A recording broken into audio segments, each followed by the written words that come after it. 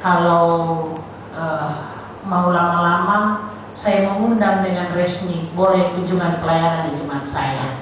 Ya, bisa atur pelayanan, nanti bikin KPR kaum muda, bikin apa rame-rame. Saya sudah pernah menerima itu semua karena pendeta Pice beberapa kali juga ke sana, bawa anak-anak Maluku 15 orang, Pak Jeff Hemo 18 orang, ada yang pernah 28 kaum muda. Kunjungi orang sakit, doakan dan seterusnya. Jadi saya hanya mau katakan, saya jadi pendeta jemaat, langsung ketua jemaat itu masih gadis, ya masih pemuda juga. Saya sudah hampir 2 tahun, dan waktu 1 tahun melayani kerusuhan itu juga masih pemuda. Saya menyaksikan anak-anak muda bagaimana mereka dipakai Tuhan yang luar biasa. Jadi waktu kerusuhan bukan membuat orang jadi lebih memberontak, tetapi anak-anak muda lebih bertobat. Kita tepuk tangan buat Tuhan kita yang luar biasa. Salah satunya anak muda yang bertobat itu yang di depan kalian ini. Kenapa? Saya sudah pendeta, ini calon pendeta ya. Saya sekolah teologi, saya calon pendeta, sudah vikaris, dan saya pendeta waktu itu. Saya masih, kalau namanya pendeta jemaat ya, pemuda kumpul di rumah, minum saguer, apa itu nama di sini Pak? Alkohol sejenis itu ya, cap tikus. Kalau tidak tahu nanti tanya sama Nona siapa namanya? Sally. Ya, nama Nona Sally. Ini Sherlyn, sana Sally, kakak perhatikan. Sedikit lagi jadi pendeta, bisa seperti yang ini besar.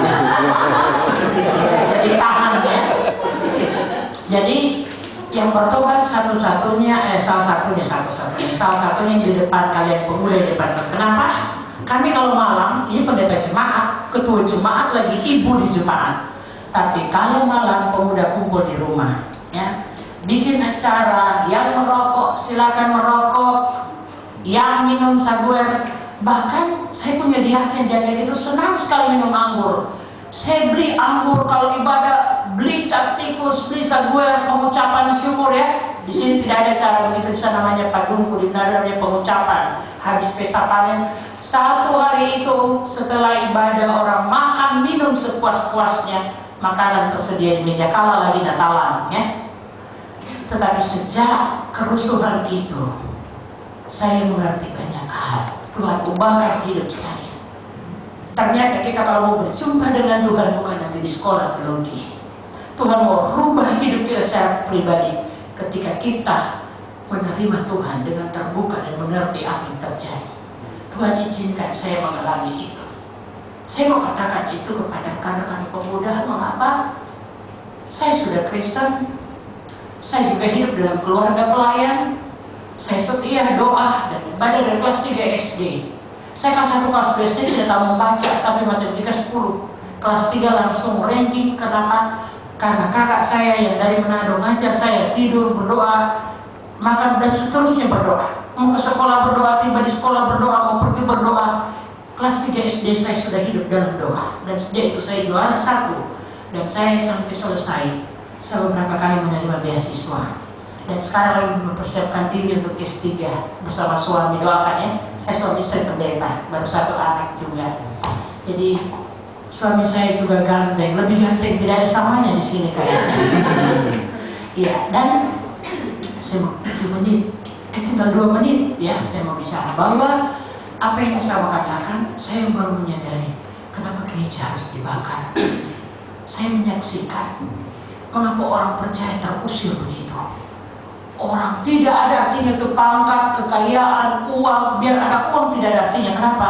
Dari tanggal 23 Mei 2000 sampai bulan Agustus tidak ada gula yang masuk, minyak.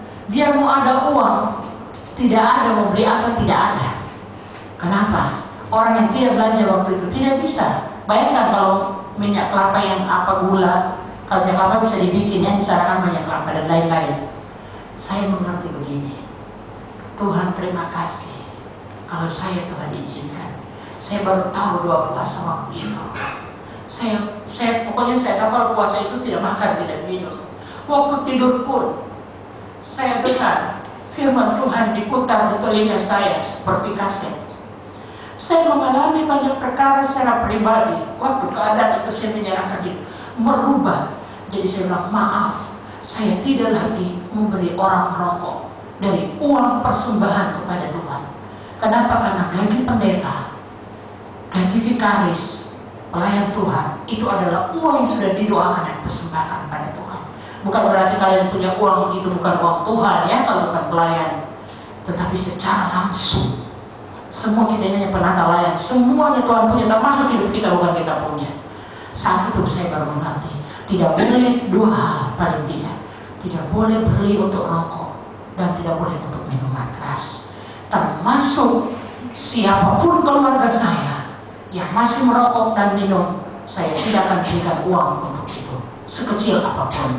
Termasuk jemaat. Dari situ saya mulai hal yang kecil itu saya cari komitmen. Kasih porno, ya, film porno. Waktu saya baru mulai usia muda menikah, saya justru teman pelayan yang sajikan, saya menolak itu dan saya bakar habis.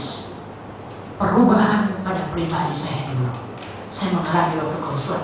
Kenapa? Bayangkan itu yang salib seperti ini, digantung babi, teriak-teriak babi sampai mati di ujung salib dunia. Seterusnya tidak usah diceritakan terlalu banyak. Pokoknya saya diubahkan, ambil keputusan dengan Tuhan. Saya mau mulai, saya masih gadis ya, 98 itu sudah kesulitan pertama. Pembakaran lagi 99 di 2000. Saya menikah 11 November 99. Jadi ada 1 tahun lebih saya menggembalakan masih sebagai seorang pemuda, memegang sebuah jemaat. Tetapi hidup saya seperti itu tidak terlalu jauh berbeda dengan jemaat sebenarnya. Kenapa? Tetapi setelah kesulitan saya mengalami, saya pernah tahun 2000 dengan Pak Pice, kami lain banyak hal. Dan anak-anak muda yang Pak Pice bilang tadi, mereka remaja yang baru bertumbuh. Bukan hanya itu, ada yang tempat penglihatan di gereja, namanya di sana Gereja Kristen Sulawesi Tengah ya.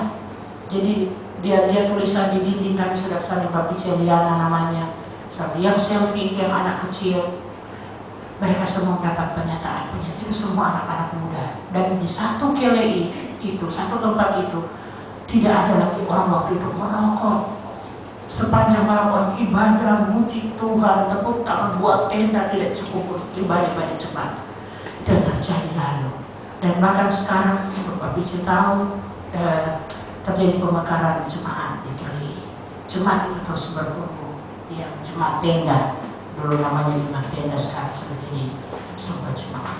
Jadi anak-anak muda, sekali ambil keputusan dengan Tuhan, tetap setia, jangan mundur, dan tidak pernah menyesal kalau ambil keputusan dengan Tuhan. Amin.